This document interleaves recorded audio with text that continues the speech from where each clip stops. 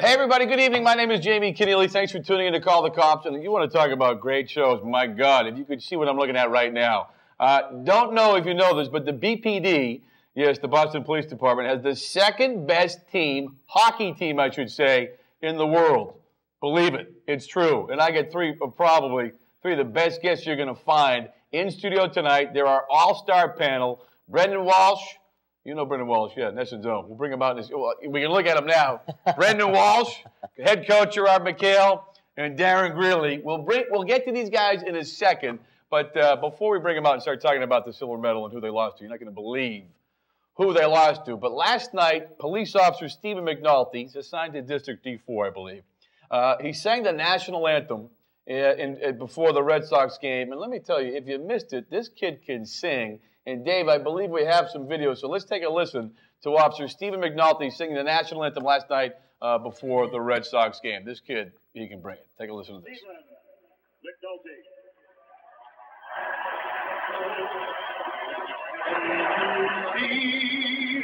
By the dawn's early light, what so proudly we hailed at the twilight's last gleaming, whose broad stripes and bright stars through the peril of fight o'er the ramparts we watched were so gallantly streaming, and the rocket red glare of bursting in air gave proof through the night that our flag was still there.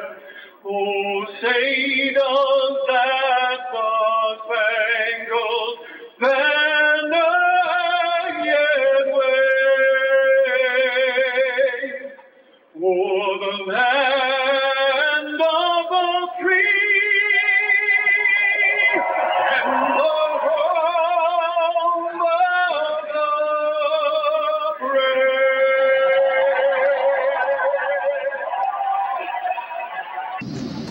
Wow, that, huh? Singing lessons provided courtesy of, well, the rumor has it, Deputy Darren Greeley, but we'll get to that, I guess, a little bit later, too. All right, to a more somber scene, folks. As most of you know, this past Sunday marked the 10-year anniversary of September 11th. And to honor and remember those lost, a ceremony you're seeing here right now was held at the Public Gardens. That ceremony kicked off at 7:30. But this was the scene, everybody, at 6:15 a.m. As a small gesture to honor, again, those lost, Boston police officers from all over the city. I believe it was close to 100, volunteered their time to stand guard at the memorial site. I believe that's Officer Jack McCarthy you see there.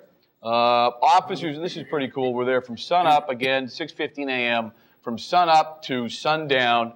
And again, at 6:15 a.m., this was Officer Jack McCarthy, along with, I believe it was Officer Evan Burrows, who you see there. And they, again, volunteered to take the first watch. And it was just, to say the least, a nice gesture on behalf of the Boston Police Department. It's just my little way of saying thank you for being a citizen of the greatest country this world has ever seen. It was important for me to be out here to pay homage to my brothers and sisters who lost their lives in 9/11. The incident affected, so many thousands of lives, including a lot of law enforcement, fire personnel, and obviously the families of the people who worked at the Trade Center. So it's just important to come and show them support. I lost a good friend, Mark Davis, who I grew up with, played youth hockey with, knew my whole life, very good friend of mine. I felt this was my small way to remember him today. I started out my Boston police career. I was in the Boston Police Academy at the time when the planes struck the towers. I felt it was a very significant event in my life, a very changing event, and I needed to be here today for that reason. We're here today as that symbolic call brings us down to stand and represent the thin blue line for all the Americans to know that we're here. The flag is flying high, and we're as strong as ever.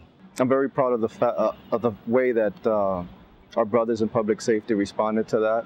And I just wanted to show that I appreciate everyone's sacrifice on that day. I've always wear a flag of 9/11 on my chest here. And it was pretty simple, you know. This reminds me every day of the sacrifices that were done that day. The reason why I'm here is because of ultimate sacrifice, and that's the word that we should use today and every day at 911. Hundreds of firefighters and police officers risked their lives and lost their lives. So for me to come here for 15 minutes to use some of my time for them was a very easy decision. And again, kudos to all the officers who took time out of their schedules to be there. It really made a big difference. All right, transitioning from a somber day to an exciting day. Silver medal winners. We're talking hockey, my favorite subject, and we got some hockey people in house. Nesson's own Brendan Walsh, longtime hockey coach Gerard McHale, and Darren Greeley, who we love. But guys, we're showing some video. I mean, the picture here. You won the silver medal. You went down to New York. You participated in the 2011 World Police Games, and we get some pictures of Eddie Gracia, his family photo album there. And just keep playing these photos. But let me just ask you off the top as we're showing some of this stuff.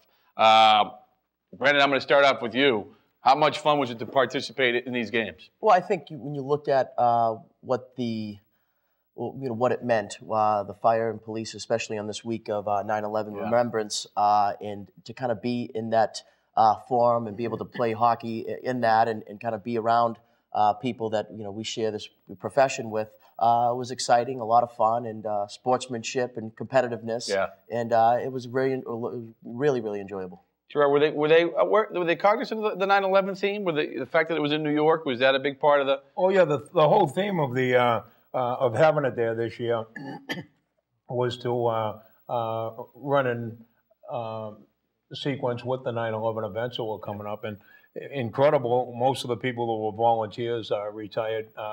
Former firefighters and police officers from New York were the ones, doing the registrations at all the rinks, watching the games and stuff. And, just incredible stories that you hear about everything that happened on 9/11 and having the sense that you're there now and enjoying and looking back on it and the stories of people, the police, the fire, the EMTs running into the buildings with everybody running out. And just the bravery, the stories that you hear. Just incredible with the police. It's so fitting to have these games in New York on this weekend. First time in America. The last three have been were in Prague, Moscow, and Calgary, and it was the first time in the United States. They did it for 9/11, and then in 2 years it's in Belfast, and in 4 years it's in Fairfax, Virginia.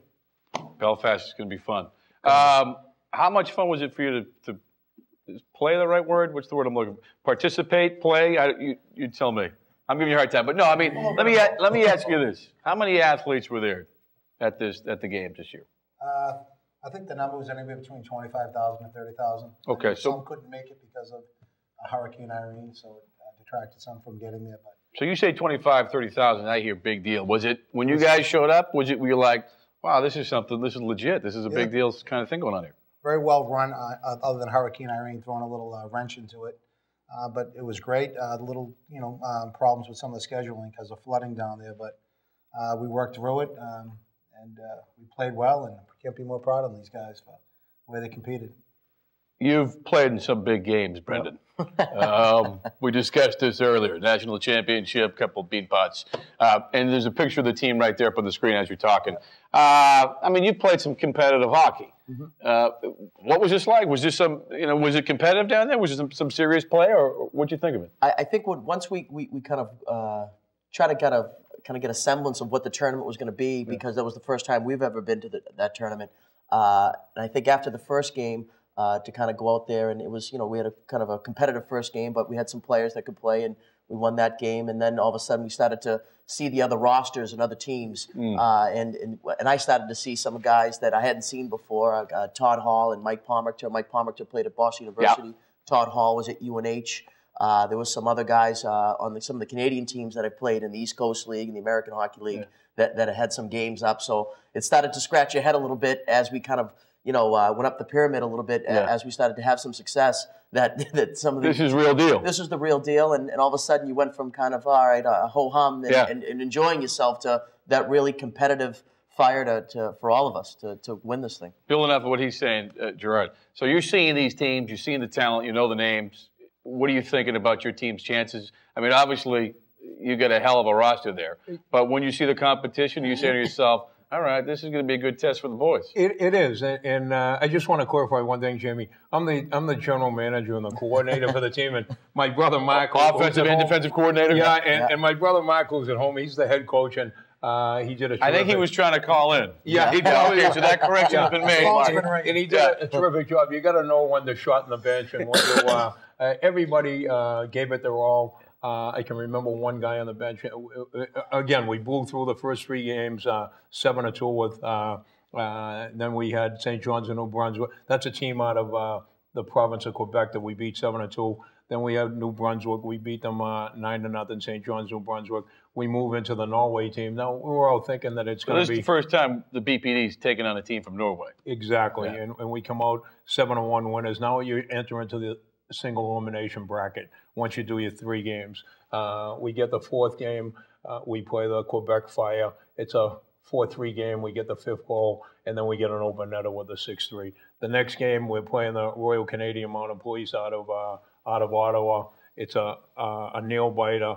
It goes to 4-4 with a minute and 58 seconds left. We go into overtime. We win on the first shift of overtime. Incredible. Who scored the game winner? Dennis McCarthy. Okay. District 4. Danny. Yep. Yeah.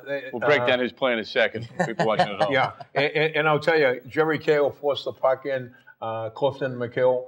Jerry Cahill forced the puck in. Clifton McHale. Come on, you can't work your son into this thing. Come on. Went in and got it, passed it back. The shot was so good, I thought Chris O'Sullivan took it to Brendan, and it was Dennis, and it was a bullseye for the upper corner, and the place went nuts. But I think that was actually the time when we were playing that the game got it got a physical game. All of a sudden it went. That was for us. I think from my standpoint that that game was real physical. A lot of penalties in that game. I think that was just I think everyone just trying to get to the next round, but I think everyone was kind of clawing and scratching. Once you're in it, it was one of those things. And it was a brutal day because we played 2 games in that one day, and then we have to go back to the hotel and get up at 5 to get over to Brooklyn, 38 miles to play in the medal rounds. So this is the Final Four? Yeah, we went to the Final Four the next day. And so 5-0 went through in the Final Four. Yep. You dropped a bunch of names, and my boy's sitting right next to me. I didn't hear his name when you were talking about the McHale to Cahill to O'Sullivan. Can you tell me what